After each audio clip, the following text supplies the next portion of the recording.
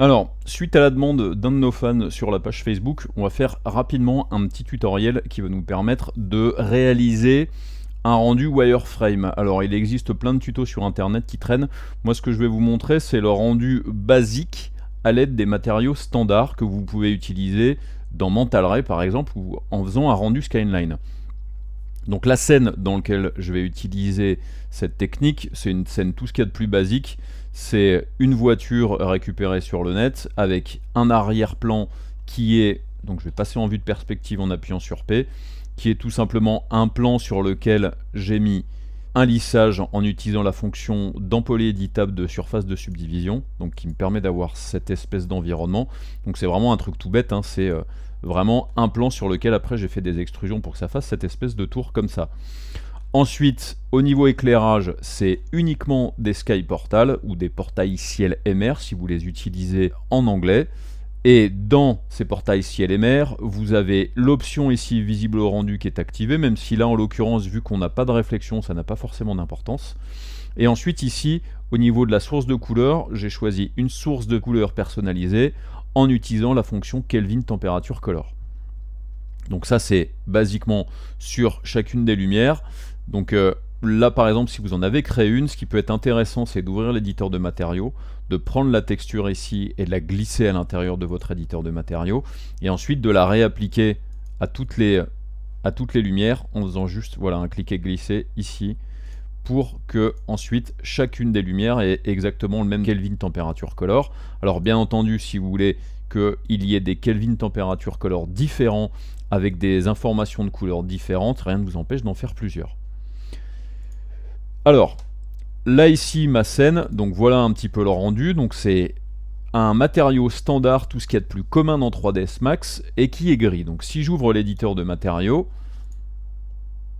le matériau que j'ai utilisé, que j'ai appliqué à tout le monde, que ce soit à la voiture ou même à l'arrière-plan, c'est donc un matériau standard. La seule petite chose que j'ai activée dans mon matériau standard, c'est l'option 2 faces, qui permet vraiment d'avoir 2 faces sur le matériau, et comme dans la voiture ici il y a des zones où il n'y a absolument pas de surépaisseur, et bien c'est beaucoup plus intéressant d'utiliser des matériaux 2 faces. Pour faire un rendu wireframe, il y a une option qui est toute bête dans 3ds Max. Si vous utilisez un matériau standard, c'est ici dans les paramètres de base ombrage, ici vous avez une option fil de fer.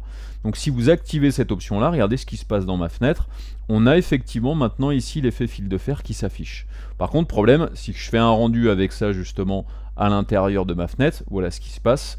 Effectivement j'ai donc mon rendu fil de fer qui se fait. Donc ça peut tout à fait fonctionner pour un rendu, hein, ça peut être un truc assez sympathique à utiliser. Donc je vais le laisser terminer son rendu.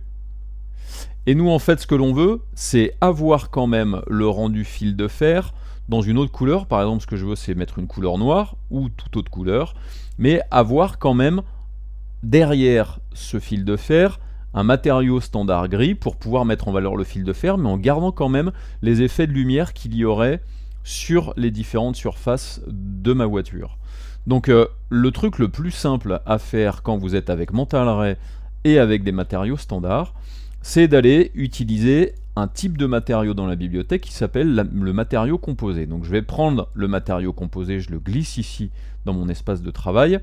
Là, il me crée un matériau standard par défaut. Rien ne m'empêche moi de prendre ce matériau que j'avais créé au départ et de le connecter, et ensuite de sélectionner celui-là et de le supprimer, j'en ai plus besoin.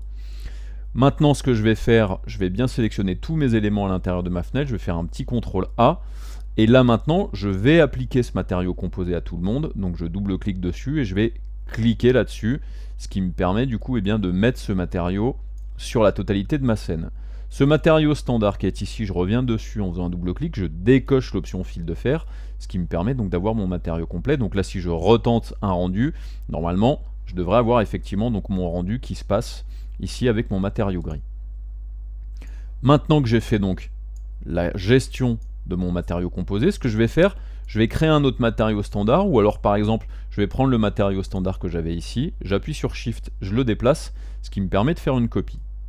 Je vais double-cliquer sur ce matériau là et je vais l'appeler wireframe pour fil de fer, et je vais vouloir un fil de fer noir, donc je vais venir ici sur la couleur de diffus et je lui mets une couleur noire, Et ensuite, il va me suffire juste de venir cliquer ici sur fil de fer, ce qui me permet d'activer le fil de fer sur ce matériau-là.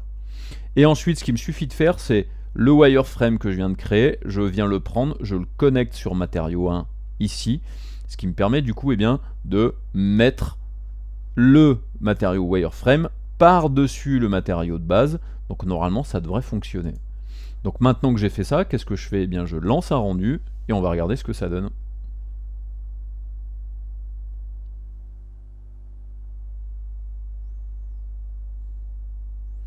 Voilà, le rendu est terminé, donc voilà le résultat de mon rendu. Bien entendu, vous voyez qu'il y a des petites différences en fait sur la densité du maillage.